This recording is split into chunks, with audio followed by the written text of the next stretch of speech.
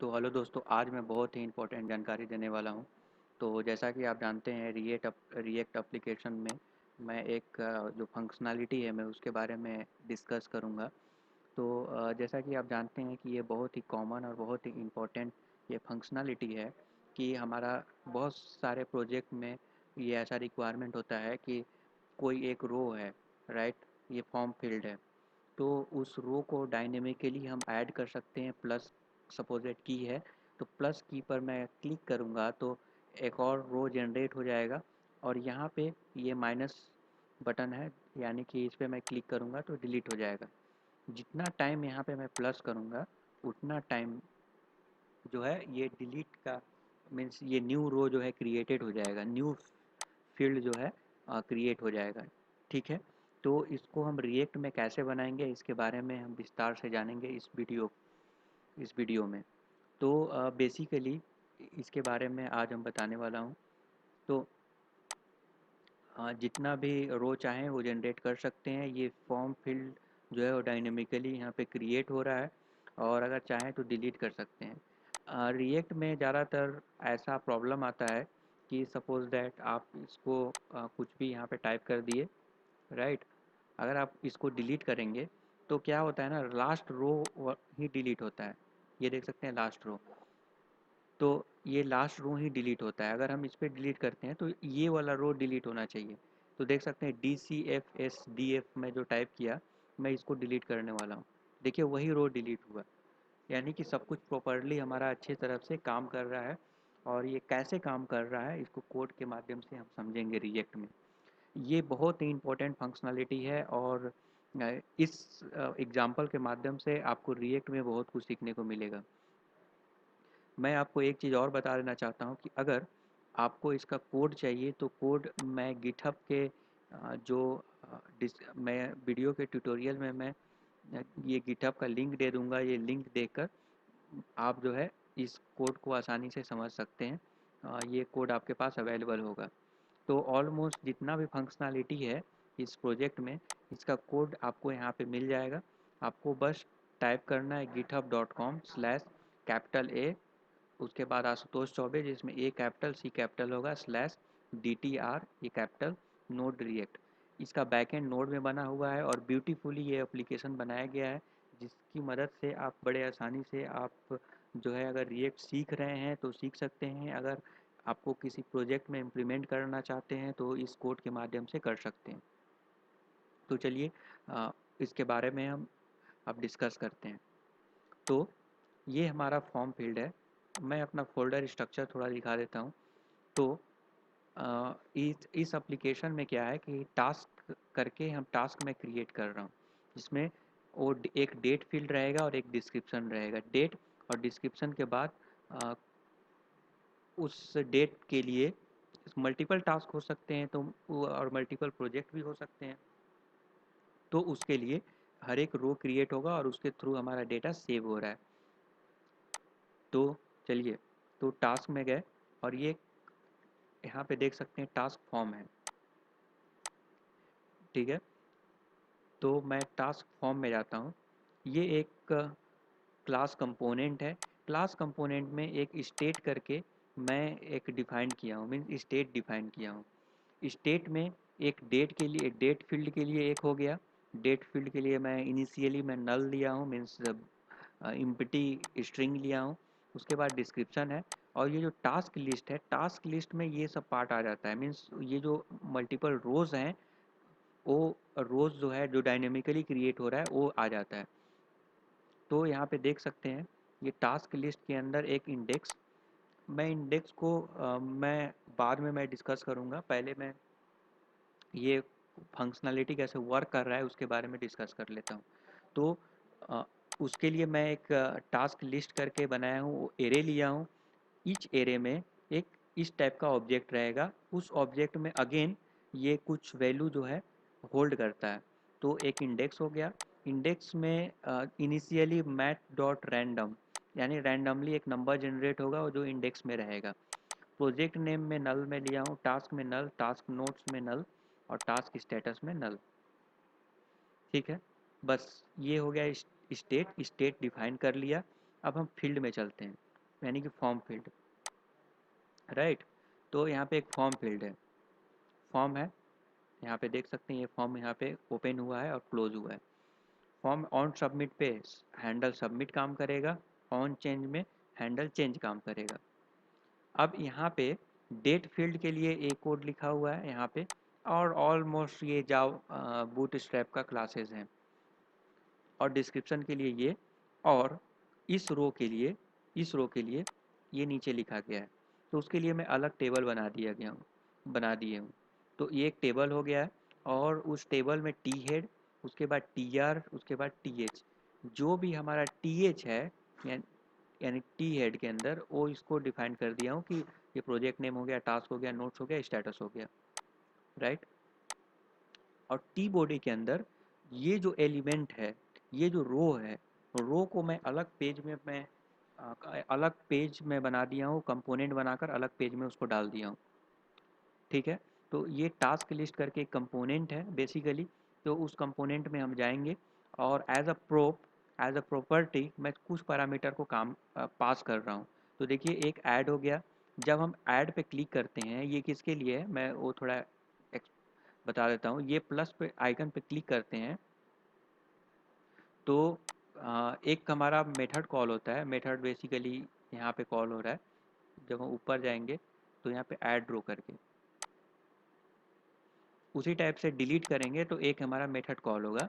उसके बाद एक टास्क लिस्ट करके मैं यहाँ पे टास्क लिस्ट का जो इनिशियल वैल्यू है वो मैं पास कर रहा हूँ। ये देखिए टास्क लिस्ट है मेरा, देख सकते हैं ये टास्क लिस्ट, आई थिंक। तो मैं उसको पास कर रहा हूँ। ये टास्क लिस्ट ऊपर में डिक्लेयर होगा, तो देख सकते हैं ये डिक्लेयर है लेट। और मैं दिस डॉट स्टेट से वेरिएबल मैं टास्क लिस्ट को एक्सट्रैक्ट किया हूँ।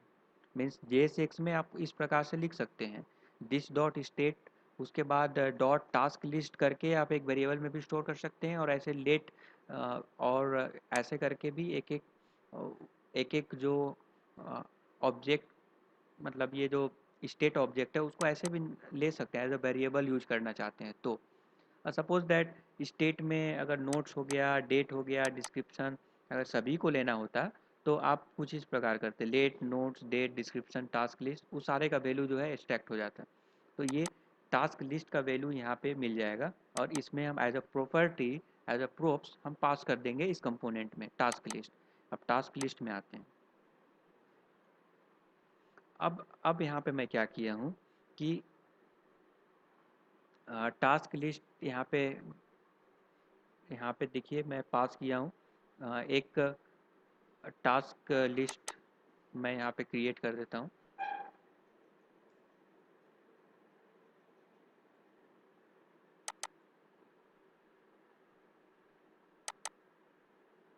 तो मैं एक टास्क लिस्ट करके एक जो है एक कंपो मीन्स यहाँ पे देख सकते हैं कंपोनेंट, ये फंक्शनल कंपोनेंट है वो मैं बनाया, और उसको मैं एक्सपोर्ट कर दिया, और यही जो है यहाँ पे मिलेगा इस पेज में, इसी को इंक्लूड किया गया है।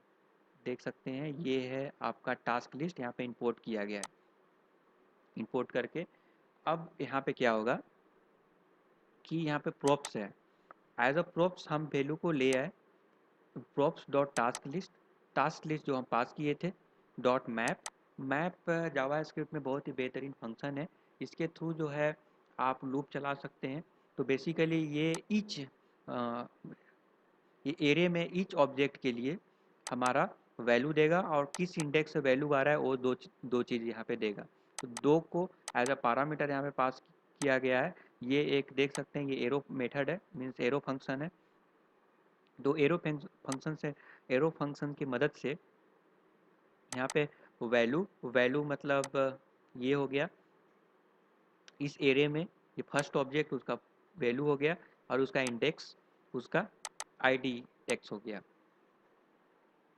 अब मैं यहाँ पे क्या किया हूँ कि प्रोजेक्ट नेम करके मैं डिफाइन कर दिया हूँ कि प्रोजेक्ट नेम में IDX एक वेरिएबल मैं सिंपली बनाया हूँ। वो वेरिएबल में IDX को अपेंड कर दिया हूँ आइडेंटिफाई करने के लिए, क्योंकि मैं क्या चाहता था कि each ID means each row में यही फील्ड जो है हर एक रो में जो है रेप्लिकेट हो रहा है, तो उसका आईडी तो यूनिक होना चाहिए। तो यूनिक आईडी को यूनिक बनाने के लिए मैं जो है आईडी एक्स यानी कि जो भी हमारा इंडेक्स है, इंडेक्स को यहाँ पे कॉन्कैट किया हूँ और कॉन्कैट करके एक वैल्यू बना दिया हूँ, वेरिएबल बना दिया हूँ। तो ये हो गया हमारा प्रोजेक्ट नेम के लिए, टास्क के लिए और टास्क नोट्स के लिए। और वो तीनों को यहाँ पे देख सकते हैं, यहाँ पे आईडी के जगह पे मैं उसको यूज कर लिया हूँ। ठीक है। और सबसे इम्पोर्टेंट जो कि रिएक्ट में क्या होता है कि हर एक रो का इंडेक्सिंग बहुत ज़रूरी होता है, की डिफाइन करना बहुत ज़रूरी होता है। तो key is equal to val dot index. Index क्या है? इंडेक्स जो है जो मैथ डॉट रैंडम किया हूँ। अगर आप ऐसा नहीं करेंगे तो आपको प्रॉब्लम होगा। आप आई डी एक्स भी इसके जगह पे लिख सकते थे, बट आई डी एक्स आपको नहीं लिखना है। आई डी एक्स का मतलब ईच रो का हमारा इंडेक्स। तो इंडेक्स का वैल्यू भी यहाँ पे लिख सकते थे, बट ये डिलीट करते टाइम में ये आपको इशू देगा। डिलीट करते टाइम में एक्चुअली प्रॉब्लम क्या होता है कि जब वो वर्चुअल डॉम को रियल डॉम के साथ वो मैच करेगा, तो सिंस वो आईडी से वैल्यू एक मतलब रो से तो डिलीट हो चुका होगा, तो वो कंपेयर करने में वो कुछ वो जो है दो तो ऑलरेडी डिलीट हो गया है, तो मेरा जो लास्ट वाला ऑप्शन है वही केवल डिलीट होता है। ऐसा प्रॉब्लम देखने को मिलता है। एनीवे इसीलिए ये जो है बहुत ज़रूरी है। वैल डॉट इंडेक्स, इंडेक्स जो है ये जो मैथ डॉट रैंडम ये रैंडमली जनरेट हो रहा है वो यहाँ पे रहेगा। ध्यान रहे कि ये की हमेशा यूनिक होना चाहिए। ठीक है। और ये ऑप्शन ऑप्शन के लिए ये ऑप्शन हो गया। और ये जो कोड लिखा हुआ है बेसिकली ये अगर हमारा आई डी एक्स मतलब ये आई डी एक्स क्या है, तो अ, जो एरे है, एरे का कौन सा इंडेक्स, तो जब इंडेक्स 0 होगा तो हमारा बटन होना चाहिए प्लस, और नहीं तो बाकी केस में माइनस होना चाहिए। जैसा कि आप देख रहे हैं फर्स्ट अगर रो है हमारा, अगर हम इस पर क्लिक करेंगे तो यहाँ पे पहला रो जो है प्लस और सेकेंड वाला रो माइनस आ रहा है। इस पर भी क्लिक करने से ये जनरेट होगा। खैर ऐसे भी कर सकते हैं, वैसे भी कर सकते हैं, ये यहाँ पे डिपेंड करता है। तो जब आप इस पर क्लिक करेंगे तो ये रो जनरेट हो रहा है, एक रो क्रिएट हो रहा है। उस रो क्रिएट में पहला जो अ, हमारा रो है वो प्लस रहेगा यहाँ पे, क्योंकि हम क्या चाहते हैं कि ये पार्ट जो है मैंडेटरी रहे। ये फील्ड जो है मैंडेटरी में बनाना चाहता हूँ। इसीलिए ये मतलब फर्स्ट रो जो है मैंडेटरी रहे, इसको फिलअप करना कंपलसरी है। दैट्स वाई मैं इसको प्लस कर दिया। और बाकी जो है ऑप्शनल है, आप कर भी सकते हैं, नहीं भी कर सकते हैं, इसीलिए ये माइनस है। अदरवाइज अगर इसको भी अगर आपको डिलीट करना रहेगा तो इस ये जो कंडीशन है ना, कंडीशन चाहिए ही नहीं। इसके जगह पे डायरेक्ट ये वाला डाल दीजिए। ये करके मैं अभी अभी सेव करूँगा तो देख सकते हैं ये रिफ्रेश हो रहा है पेज, सारे में माइनस आएगा। फर्स्ट रो भी माइनस आ रहा है, तो ये भी डिलीट कर सकते हैं।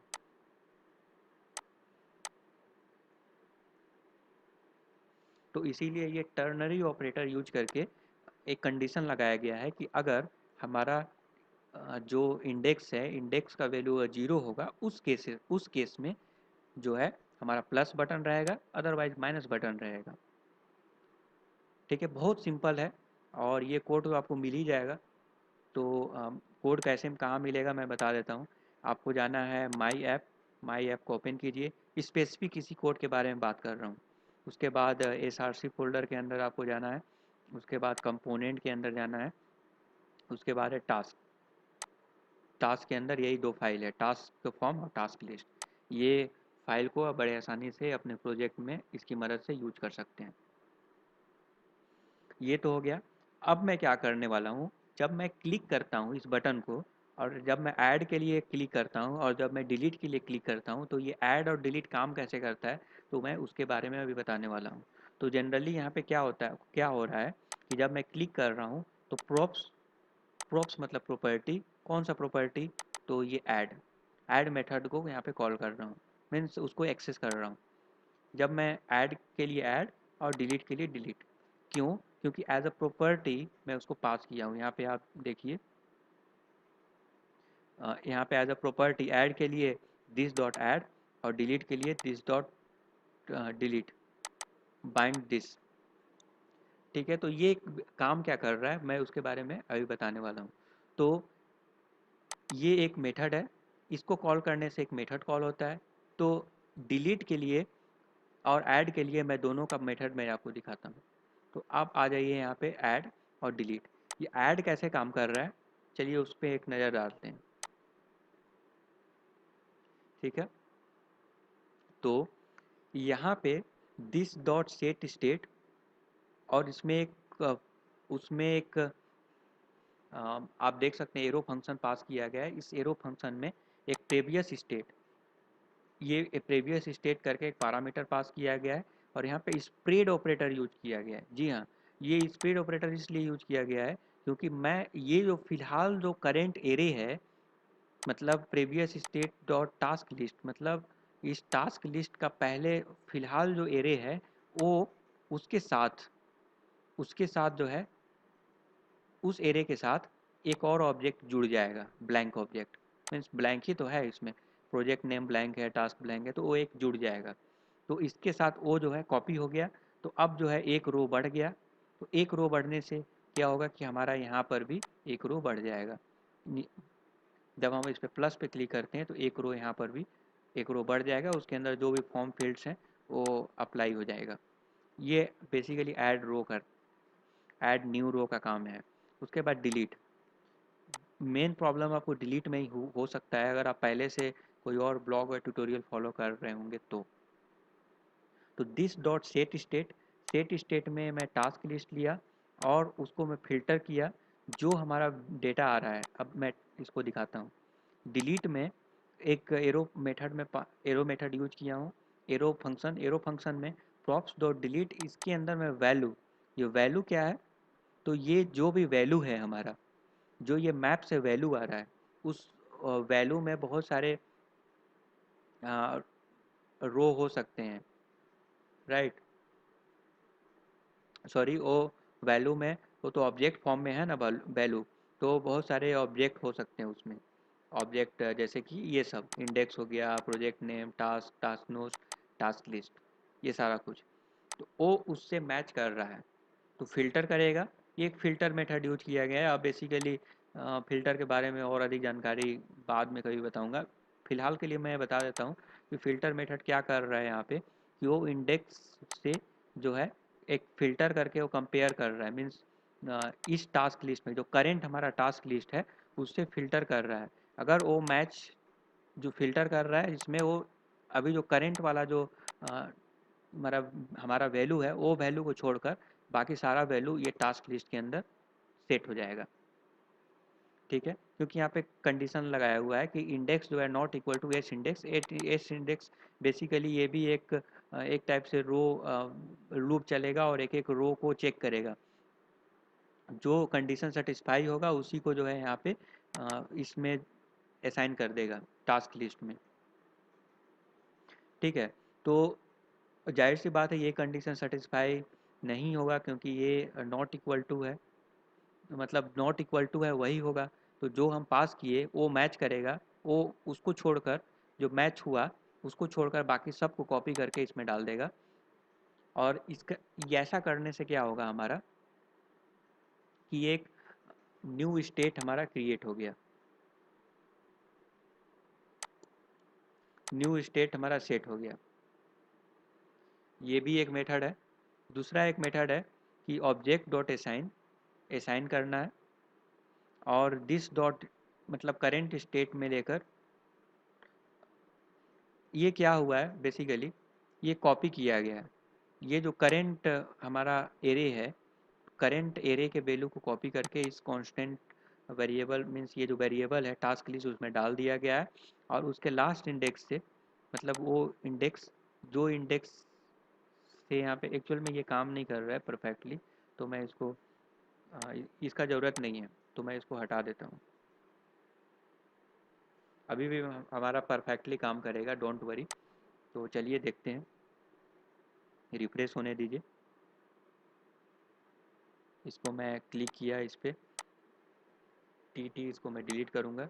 ये काम कर रहा है। वो मैं हटाना भूल गया था, एक्चुअली मैं इसको ट्राई किया था, इसको हटाना भूल गया था, इसीलिए ये आपको नज़र आ गया। एनीवे, ऐसा ऐसे भी आप कर सकते हैं, ऐसे भी कर सकते हैं, ये ज़्यादा इजी हो जाता है। मीन्स 2 लाइन का 1 लाइन का कोड है बस। अदरवाइज आप ऐसे भी कर सकते हैं। इसमें क्या करना रहता है बेसिकली, आप जो है ये जो हमारा एरे है, एरे को एक वेरिएबल में स्टोर किए, उससे जो है स्प्लाइस एक मेथड होता है जावा स्क्रिप्ट में, इनबिल्ट मेथड। उससे क्या होता है कि उस पार्टिकुलर इंडेक्स से वैल्यू को डिलीट कर सकते हैं, और हम डिलीट करके इस एरे को फिर से हम सेट स्टेट में असाइन कर दिए। ठीक है, तो इसको ऐसे भी कर सकते हैं, नहीं तो फिर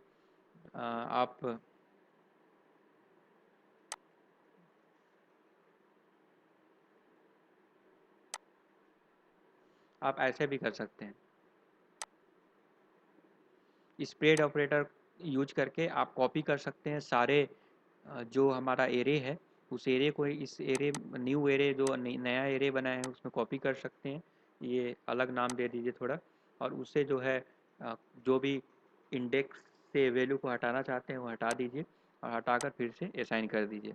ये भी एक उपाय है। तो मैं इसको कमेंट कर देता हूँ, दोनों में से जो भी अच्छा लगे आप यूज कर सकते हैं। मैं आपको दिखा भी देता हूँ, ये काम करेगा। चलिए मैं इसको एक बार यूज करके आपको दिखाता हूँ। तो ये रिफ्रेश हो गया हमारा पेज। ये प्लस प्लस करके मैं क्रिएट किया, और एफ एफ जो लिखा हुआ हूँ उसको मैं डिलीट कर रहा हूँ। देखिए काम कर रहा है। ठीक है, तो दोनों करेक्ट है, दोनों में से कोई भी आप यूज कर सकते हैं।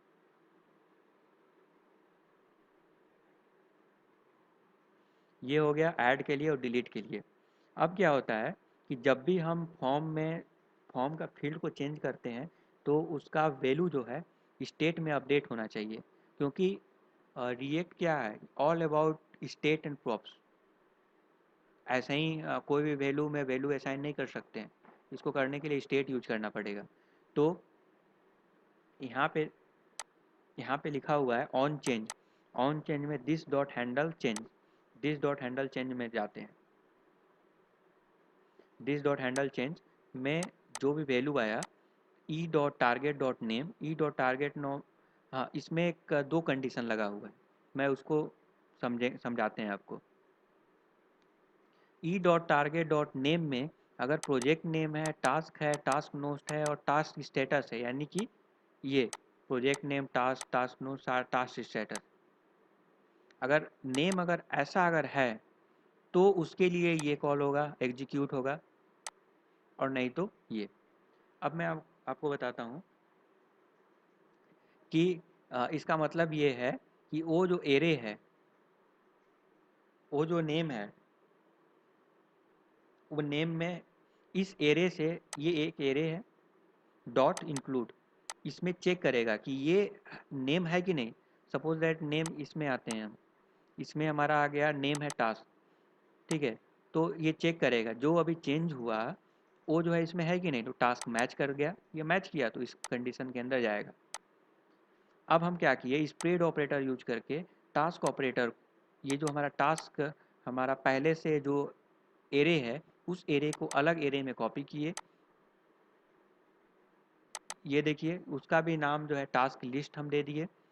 अब हम क्या कर रहे हैं, उस टास्क लिस्ट में यहाँ पे देख सकते हैं e dot target dot name is equal to e dot target dot value, इसको सेट कर रहे हैं।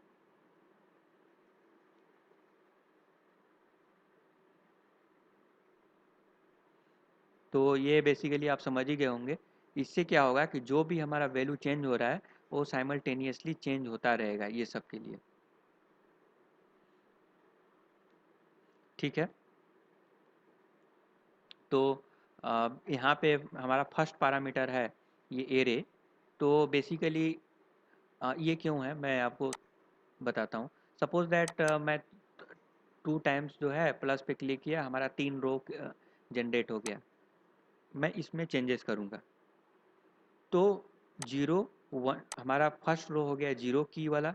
मतलब ये तो एक एरे है, एरे में हमारा ये सारा फील्ड जो है ऑब्जेक्ट के फॉर्म में है, मीन्स स्टेट का मैं बात कर रहा हूँ, ऐसे समझिए। तो 0 में हमारा ये वाला फील्ड है, 1 वाला में ये वाला फील्ड है, फील्ड नहीं मीन्स उसका वैल्यू, और थर्ड वाला में ये वाला उसका, ये सारे का वैल्यू है। तो मैं थर्ड वाला का मैं चेंज कर रहा हूँ, तो थर्ड वाले में ही चेंजेस होना चाहिए। उसके लिए मैं क्या किया हूँ, ई dot target dot data set dot I D, ठीक है। डेटा सेट का आईडी मैं लिया, डेटा सेट यहाँ पे है देखिए, डेटा सेट आईडी। तो उस data set ID means target किया, और टारगेट करके मीन्स उसी रो में हमारा वैल्यू को चेंज करेगा, उसी रो में हमारा वैल्यू चेंज हो रहा है। अदरवाइज बाकी दोनों के लिए एल्स कंडीशन जाएगा, और दिस डॉट सेट स्टेट, उसमें नेम के लिए नेम और वैल्यू के लिए वैल्यू।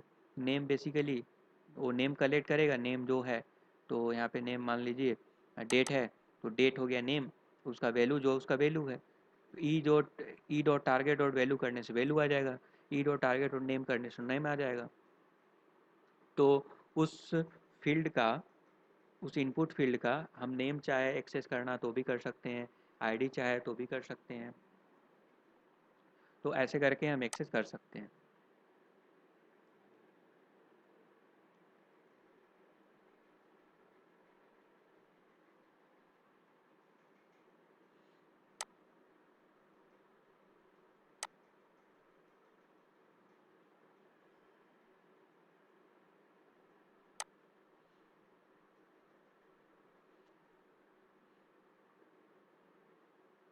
ठीक है, तो आप ये समझ ही गए होंगे ये कैसे काम कर रहा है। डेटा सेट डॉट आई करने से आपको बेसिकली इसका वैल्यू मिलता है, ये जो हमारा डेटा आईडी है, इसका वैल्यू यहाँ पे मिलता है।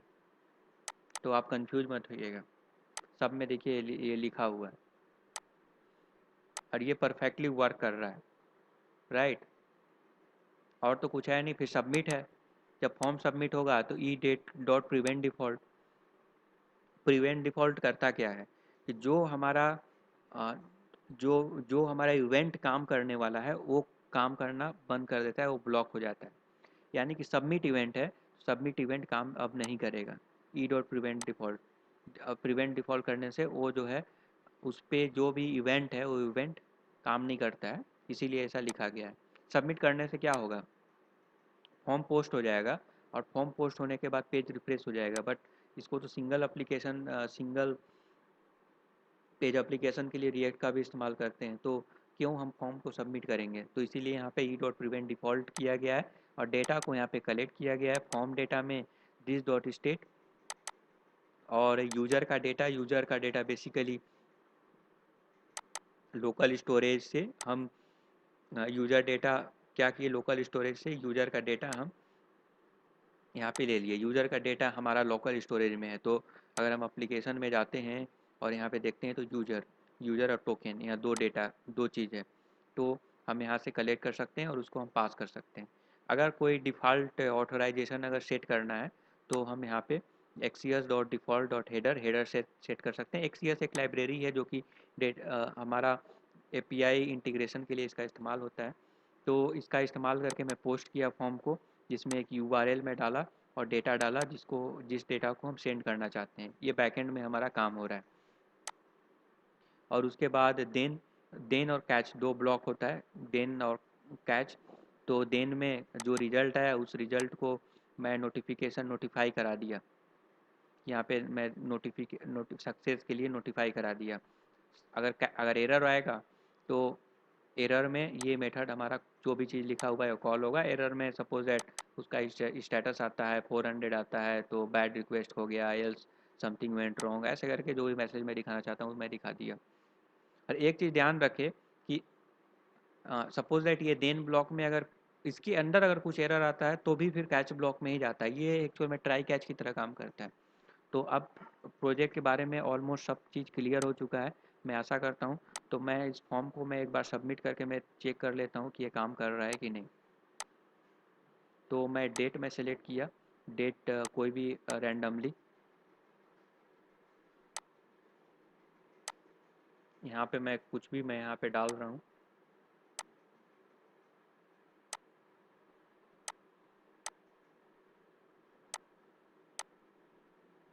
ठीक है, मैं एक और रो क्रिएट कर लेता हूँ। मैं ये चेक करता हूँ कि ये सेव होता है कि नहीं। ये वाला मैं डिलीट कर देता हूँ, जी वाला डिलीट हो गया। अब मैं सबमिट करूँगा, टास्क सक्सेसफुली सेव्ड।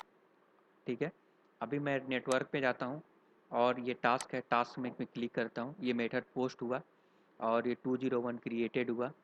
और मैं भेजा क्या था वो, मैं फॉर्म का डेटा कैसे जा रहा है मैं उसको बेसिकली दिखाना चाहता हूँ।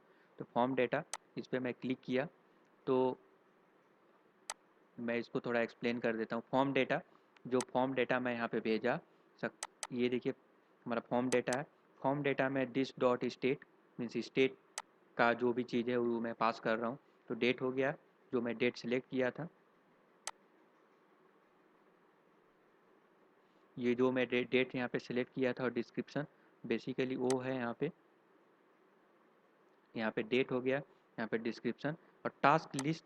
यहाँ पे तीन हमारा लिस्ट, तीन रो था, तीन रो से हमारा वैल्यू गया है। ठीक है, फर्स्ट ये जो एरे है, फर्स्ट जो इंडेक्स है मीन्स 0 इंडेक्स में हमारा वैल्यू ये है, 1 इंडेक्स में ये है और 2 इंडेक्स में ये है। W D D project name are Z जो भी मैं डाला था रेंडमली वो मैं गया। और उसके साथ साथ एक और डेटा गया है, वो है यूज़र डाटा। यूज़र डेटा क्या है कि हमारा जो मैं आपको दिखाया था लोकल स्टोरेज से वो गया है। तो बेसिकली आप समझ ही गए होंगे। और जब क्रिएट हो गया तो हमको बहुत ही ब्यूटीफुली रिस्पॉन्स भेजा सक्सेस का। तो चलिए, मैं आशा करता हूँ कि आपको समझ में सब कुछ आ गया होगा कैसे हम इसको हैंडल कर रहे हैं इस पेज को। और प्लीज़ आपसे रिक्वेस्ट करता हूँ कि चैनल को सब्सक्राइब करना मत भूलिए, क्योंकि ये बहुत इंपॉर्टेंट है, इससे मोटिवेशन मिलेगा। तो इस प्रोजेक्ट को मैं और कंटिन्यू कर रहा हूँ, और भी बहुत कुछ इसमें बनाना बाकी है। तो इसमें अब अभी अभी जो फ़िलहाल बना हुआ है मैं उसको दिखा रहा हूँ। ठीक है, तो मैं आशा करता हूँ कि आपको सब समझ में आ गया होगा। इस प्रोजेक्ट को डाउनलोड करने के लिए बेसिकली आपको जाना होगा DTR,